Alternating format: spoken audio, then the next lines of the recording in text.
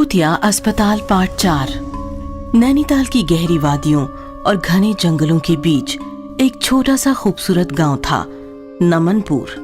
नमनपुर के लोग काफी भोले भाले और सीधे साधे थे। 2 साल पहले नमनपुर में बच्चों का सरकारी अस्पताल खोला गया था। छोटे बच्चों को लेकर गांव वाले अस्पताल में इलाज करवाने आते थे, लेकिन अचानक अस्पताल को लेकर लोगों के मन में डर सा बैठ गया, क्योंकि अस्पताल में हर रात लगातार छोटे छोटे बच्चों के रोने की डरावनी आवाजें सुनाई देने लगी। मम्मी मम्मी आओ ना, मुझे यहाँ से ले जाओ ना। मम्मी मम्मी आओ ना, मुझे यहाँ से ले जाओ। मम्मी आओ ना। एक गांव वाले ने तो अस्पताल की खिड़की में खड़े छोटे छोटे बच्चों के काफी सारे भूत भी देख लिए। इसी सिलसिले में परेशान गांव वालों ने अस्पताल जाकर डॉक्टर से पूछा, तो डॉक्टर बोला, देखिए वहम है आपका, ऐसा कुछ भी नहीं है। क्यों लीला? हाँ सर, ये गांव वालों का वहम ही है। लिली अस्पताल में नर्स का काम करती थी। लेकिन साहब, आपके ही अस्पताल से बहुत सारे बच्चे भी गायब हुए हैं, उनका क्या? देखिए, हमारा काम है इलाज करना, बच्चों की देखरेख का जिम्मा आपका था। खेलते खेलते गिर गए होंगे किसी वादी में, उससे हमारा क्या? एक दिन शीला नाम की एक औरत अपने बच्चे छोटू के साथ अस्पताल आई। डॉक्टर साहब, छोटू को कल से पेट में दर्द हो रहा है। डोंट वरी, मैं दवाई लिख देता हूँ, बाहर से ले आइए। ठीक है छोटू, चल दवाई लेकर आते हैं। नहीं मम्मी, मैं नहीं आऊंगा, दर्द बढ़ जाएगा। ठीक है नर्स मैडम, छोटू का ध्यान रखना। जी जरूर, जाइए आप। शीला दवाई लाने निकल गई। लिली भी किसी काम से अंदर एक कमरे में चली गई और छोटू वहीं डॉक्टर की केबिन में बैठा रहा। अचानक बैठे हुए छोटू के पास एक रिमोट कंट्रोल की कार आकर रुक गई। छोटू ने डॉक्टर की तरफ देखा तो डॉक्टर एक फाइल में बिजी थे। छोटू कार उठाने के लिए नीचे झुका तो वो कार भागने लगी और कार के पीछे पीछे छोटू भी भागने लगा। कार एक कमरे के अंदर गई तो छोटू भी उसके पीछे कमरे में गया। उसी कमरे में लिली छिपकर बैठी थी। जैसे ही छोटू कमरे में आया, वो बाहर आई और उसने कमरे का दरवाजा बाहर से लॉक कर दिया। डॉक्टर ने मुस्कुराते हुए लिली की तरफ देखा। तोता पिंजरे में फंस चुका है। इधर अंदर बेचारा छोटू कार का पीछा करते करते दूसरे एक और कमरे में आ गया। वहां अंदर काफी अंधेरा था। जैसे ही वो अंदर कमरे में गया, उस कमरे का दरवाजा अपने आप बंद हो गया। छोटू ने देखा उस कमरे में काफी अंधेरा है और बहुत सारे भूतिया छोटे छोटे बच्चे छोटू की तरफ देखकर रो रहे हैं। उनमें से एक बच्चा काफी डरावना और गुस्सा होकर छोटू की तरफ देख रहा था। उसके हाथ में कार का रिमोट था। उसने रिमोट से कार छोटू के आगे पीछे घुमाकर उसे डराना चाहा। हमारी दुनिया में तुम्हारा स्वागत है। अरे वाह, चलो हम सब बाहर चलकर खेलते हैं, ये कार भी साथ ले लेंगे। छोटू की हिम्मत देखकर भूतिया बच्चा परेशान हो गया। हम सब इस दुनिया से अब कभी बाहर नहीं आ सकते। थोड़ी देर बाद तुम भी हमारी इसी दुनिया का हिस्सा बनोगे। डॉक्टर और नर्स मिलकर तुम्हारा ऑपरेशन करेंगे और तुम्हारे सारे ऑर्गन्स निकालकर तुम्हें इसी कमरे में दफना देंगे। इधर शीला दवाई लेकर अंदर आई तो उसने देखा कि छोटू केबिन में नहीं है। नर्स मैडम, मेरा छोटू कहाँ है? क्या मजाक कर रही हैं आप? 5 मिनट पहले तो आप उसे लेकर गई हैं। ये आप क्या कह रही हो मैडम? मैं तो उसे यहाँ आपके पास छोड़कर दवाई लेने गई थी। देखिए, हमसे बहस न कीजिए, हमें और भी काम है। ये सुनकर शीला रोने लगी और जोर जोर से चिल्लाने लगी, छोटू छोटू कहाँ है तू?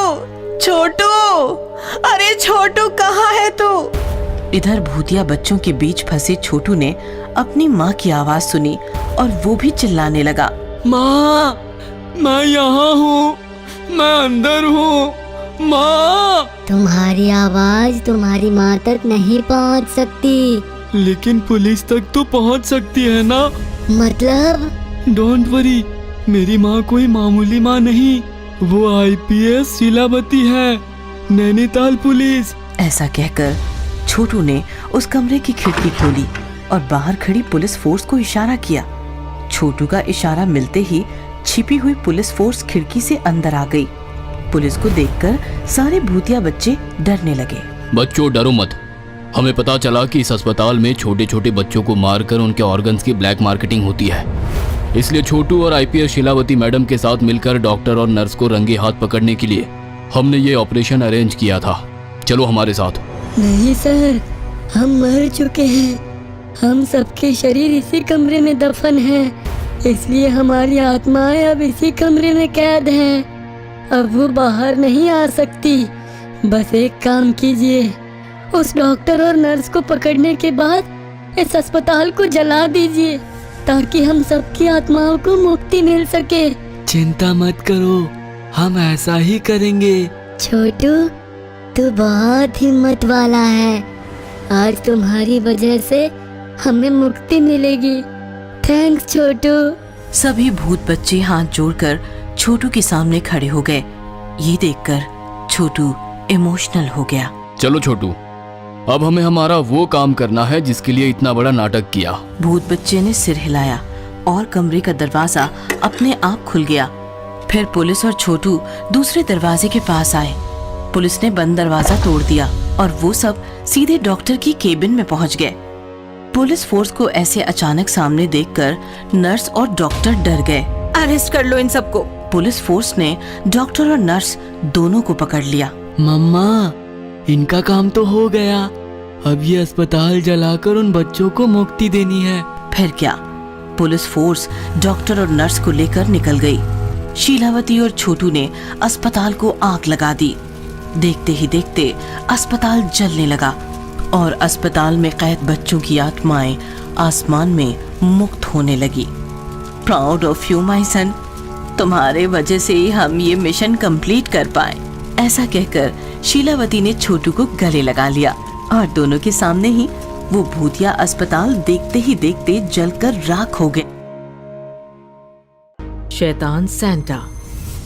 पेरिपोना बड़े बड़े पहाड़ों के बीच बसा हुआ एक छोटा सा खूबसूरत गांव था।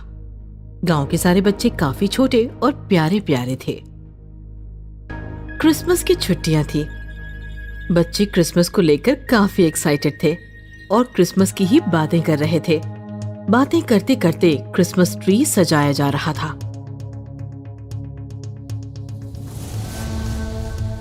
आज खिड़कियां खुली रखकर ही सोना। आसमान से उड़ते उड़ते सैंटा खिड़की में आएगा और हमारे लिए ढेर सारे गिफ्ट्स और मिठाइयाँ छोड़कर जाएगा। हाँ, मुनमुन ठीक कह रही है। जब मैं बहुत छोटा था तब मैं बहुत डरता था, हमेशा खिड़की बंद रखता था, लेकिन मुझे सैंटा से कभी कुछ नहीं मिला। लेकिन पिछले साल क्रिसमस के दिन मैंने खिड़की खुली रखी तो सैंटा मेरे लिए बहुत कुछ छोड़ कर गया। इस प्रकार बातें करते करते शाम से रात हो गई और सारे बच्चे खाना खाकर अपने अपने कमरे की खिड़की खुली रखकर सो गए। क्रिसमस की रात पेरिपोना रोशनी में जगमगा रहा था। सभी के यहाँ क्रिसमस ट्री चमचमा रहे थे और ऐसे खूबसूरत माहौल में एक सैंटा पहाड़ों से होता हुआ पेरिपोना की तरफ अपनी पोटली लेकर गाता झूमता हुआ जा रहा था कि तभी अचानक रोशन आसमान काला पड़ गया। पेरिपोना के सभी घरों के लाइट्स अचानक बुझ गए और चारों ओर अंधेरा छा गया। ओह गॉड, जिसका डर था वही हो रहा है। लगता है क्रिसमस को नोच खाने शैतान आ रहा है। गॉड, मेरे बच्चों की रक्षा करना। तभी काले आसमान से उड़ता हुआ काले काले कपड़े पहना हुआ शैतानी सैंटा असली सैंटा के पास आया और सैंटा को उठाकर फिर से आसमान की गहराई में गायब हो गया। मुझे छोड़ो ब्लैक, तुम ये ठीक नहीं कर रहे हो। गॉड से डरो ब्लैक। जो गॉड तुम सबकी रक्षा नहीं कर सकता, उस गॉड से मैं क्यों डरूं? ऐसा कहकर उस काले शैतान सैंटा ने असली सैंटा को नीचे छोड़ दिया और जोर जोर से हंसने लगा। मुनमुन की खुली खिड़की सैंटा का इंतजार कर रही थी। मुनमुन अपने कमरे में आराम से सो रही थी कि तभी उसकी खिड़की में शैतानी सैंटा आकर बैठ गया। मुनमुन आंखें खोलो मुनमुन। मुनमुन झट से उठकर अपने बिस्तर पर बैठ गई। उसके पसीने छूट रहे थे। ओह गॉड, कितना भयानक था वो सैंटा। ऐसा सैंटा तो मैं सपने में भी नहीं देख सकती। तभी मुनमुन ने खिड़की में देखा तो सैंटा की एक पोटली वहां पड़ी थी। अरे वाह, सैंटा तो मेरे लिए पूरी पोटली ही छोड़ गया है। मुनमुन पोटली के पास गई और जैसे ही उसने पोटली में हाथ डाला, लाल पोटली अचानक काली बन गई और अंदर से कोई उसका हाथ पकड़कर उसे पोटली के अंदर खींचने लगा। बचाओ, बचाओ मुझे, बचाओ, बचाओ। लेकिन उसकी चीख पुकार किसी ने नहीं सुनी, क्योंकि उसके घर में कोई भी नहीं था। सभी घर वाले बच्चों को सैंटा के भरोसे छोड़कर कहीं बाहर चले गए थे। मुनमुन चिल्लाती रही और धीरे धीरे पोटली के अंदर फंसती चली गई और थोड़ी ही देर में पोटली में कैद हो गई। आसमान से उड़ता हुआ शैतान खिड़की में आकर बैठ गया और उसने वहां से पोटली उठा ली और खिड़की से बाहर छलांग लगाकर वो आसमान में गायब हो गया।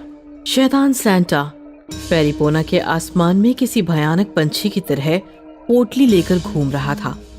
हर खुली खिड़की से अंदर जाकर हर बच्चे को पोटली में डाल रहा था और इस प्रकार उसने पेरिपोना के सारे बच्चे उठा लिए और वो आसमान से उड़ता हुआ दूर किसी अंधेरे पहाड़ की गुफा में जाकर छिप गया।